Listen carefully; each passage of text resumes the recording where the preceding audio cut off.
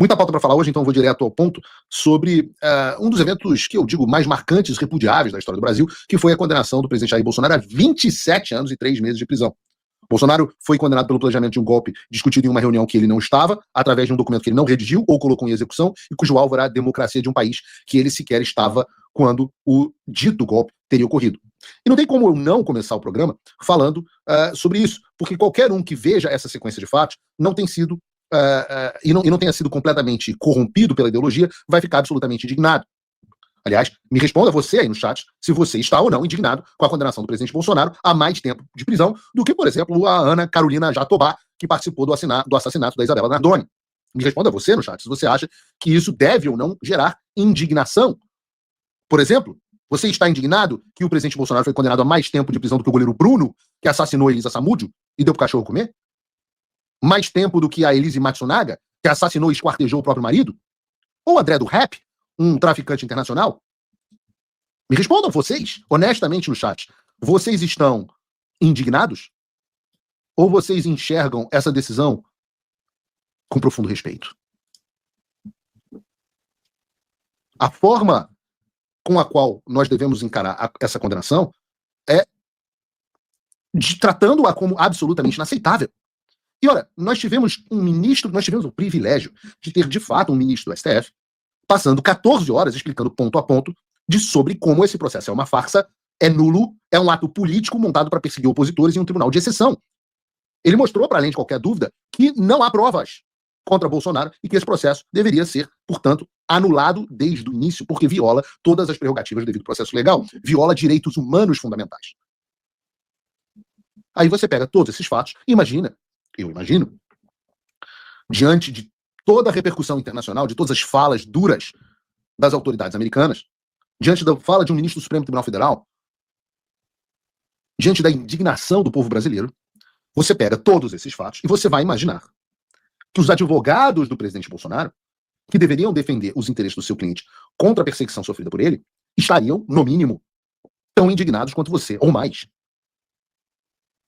E olha, você não precisa olhar longe, você poderia imaginar que eles adotariam uma postura talvez tão combativa, ou mais, porque são abusos verdadeiramente maiores, do que a do Cristiano Zanin, no caso do Lula, que não aceitou a condenação, que disse o tempo inteiro que ela era feita sem provas, que denunciou os abusos, supostos abusos cometidos contra o Lula em qualquer oportunidade. Bom, é isso que você e eu, Paulo, gostaríamos que tivesse acontecido. Mas, na realidade, esse foi o posicionamento da defesa do presidente Bolsonaro. Eu não quero cometer nenhuma injustiça, eu quero ler a íntegra para vocês. A defesa do ex-presidente da República, Jair Bolsonaro, recebe a decisão da primeira turma do Supremo Tribunal Federal com respeito. Contudo, não pode deixar respeito. Recebe com respeito. Contudo, eu vou comentar em seguida. Contudo, não pode deixar de manifestar profunda discordância e indignação com os termos da decisão majoritária. Neste sentido, continuaremos a sustentar que o ex-presidente não atentou contra o Estado Democrático, jamais participou de qualquer plano e muito menos dos atos ocorridos no 8 de janeiro. Também continuamos a entender que o presidente Bolsonaro deveria ter sido julgado pela primeira instância e, se assim não fosse, pelo Pleno Supremo Federal. Da mesma forma, não podemos dizer, com todo respeito, muito respeito, repare que tem muito respeito, que a falta de tempo hábil para analisar a prova impediu a defesa de forma definitiva. A defesa entende que as penas fixadas são absurdamente excessivas e desproporcionais após analisar os termos do acórdão. Ajuizará os recursos cabíveis, inclusive no âmbito internacional. E assina Celso Vilardi e Paulo Amador da Cunha Bueno. Eu vou fazer aqui uma sugestão ao meu querido amigo Paulo da Cunha Bueno. Retire o seu nome dessa nota para retirar da história, porque eu sei que essa não é a sua posição. Porque eu não vou dizer nem que essa nota se pareça com as do Clube Militar, porque as notas do Clube Militar têm um pouco mais de testosterona do que essa.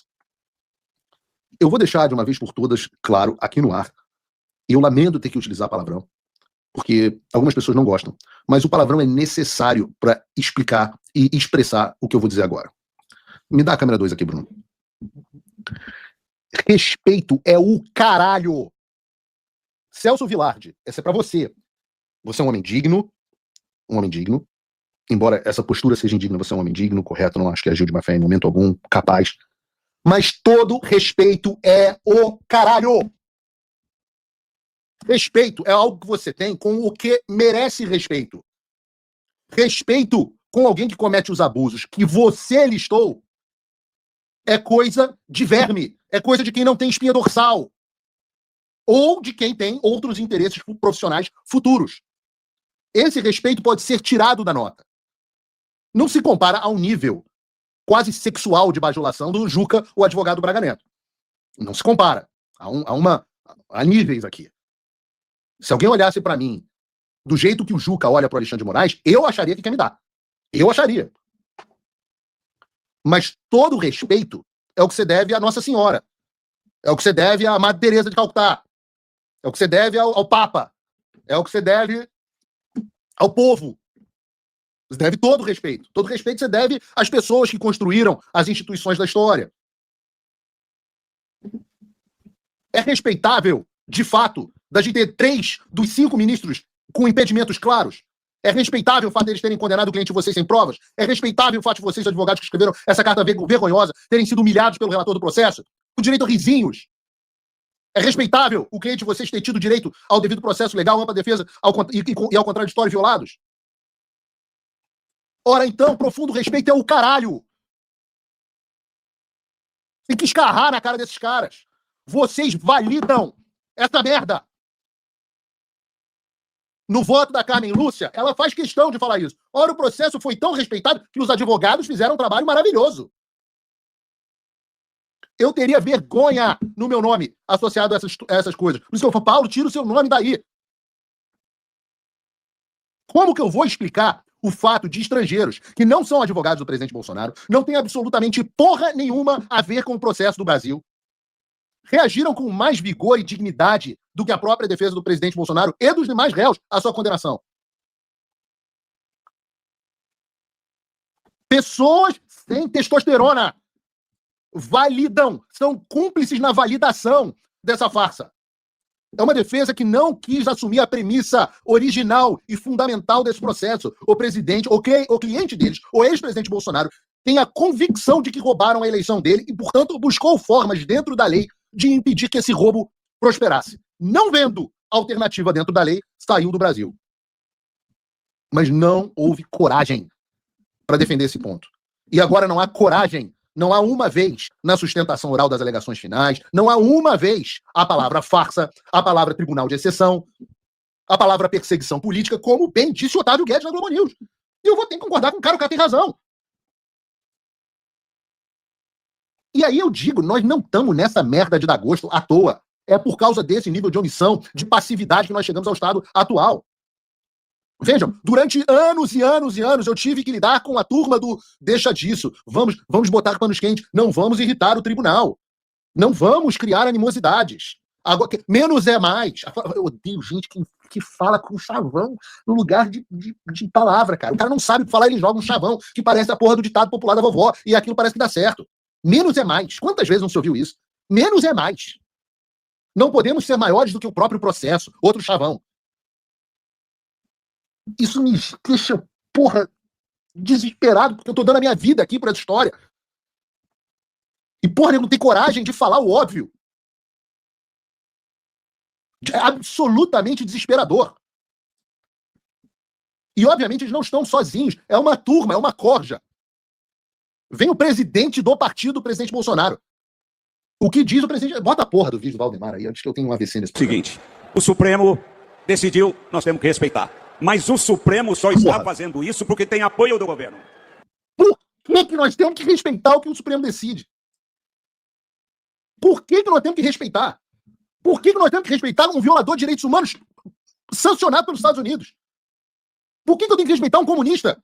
Eu não tenho que respeitar porra nenhuma, eu tenho que cuspir na cara das filhas da puta. Tem que respeitar nada. Ah, não, mas eu não posso falar isso, eu não posso escarrar na cara desses vermes, porque senão eu vou preso. Tudo bem, fica calado. Mas tem que respeitar o quê, porra? Tem que respeitar o quê?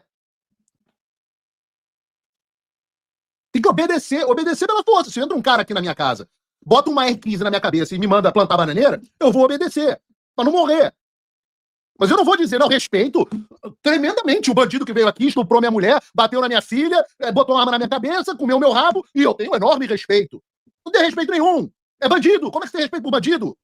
Bandido e terrorista. Eu vou falar no programa de hoje. Bandido e terrorista. Não dá para as duas coisas serem verdade. Esses caras serem violadores de direitos humanos e você ter respeito por eles. Ou o Donald Trump está errado em ter sancionado os ministros da corte, ou o Marco Rubio está errado em dizer que não há mais império da lei no Brasil, ou você está errado em dizer que tem respeito pelo Supremo Tribunal Federal.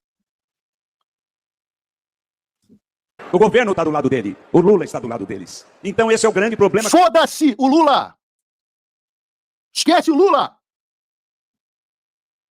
O Lula foi colocado lá por eles. Esses caras roubaram a eleição justamente para botar o Lula. O Lula veio depois. Se o Lula veio depois, ele não pode ser causa. Que nós enfrentamos. Porque o Supremo tem, na minha opinião, exagerado em todas essas questões. Tem exagerado. Mas eles têm o apoio do governo. Isso é que mata a gente. Nós vamos ter que chegar no poder o ano que vem, conseguir maioria. Mas como esse cara pode ser tão burro, velho? Como é que pode ser tão burro? Como é que a gente vai chegar ao poder ano que vem, Valdemar? Como é que a gente vai chegar ao poder ano que vem, Valdemar? Você acha que Tarcísio vai resolver isso? Do fundo do coração? Eu digo, não é à toa que a gente tá arregaçado, cara. Esse cara é o presidente do maior partido do Brasil, graças ao Bolsonaro. Senado e Câmara, e você pode ter certeza que nós vamos conseguir, nós vamos mudar esse quadro. Os americanos, o Trump não vai perder essa guerra. O Trump acha você um imbecil. Porque você é. Como é que alguém pode imaginar que diante de uma situação dessa vai haver eleição normal no ano que vem? Alguém pode falar para o Valdemar que o Supremo abriu um inquérito das fake news de 2019? Primeiro ano do governo Bolsonaro?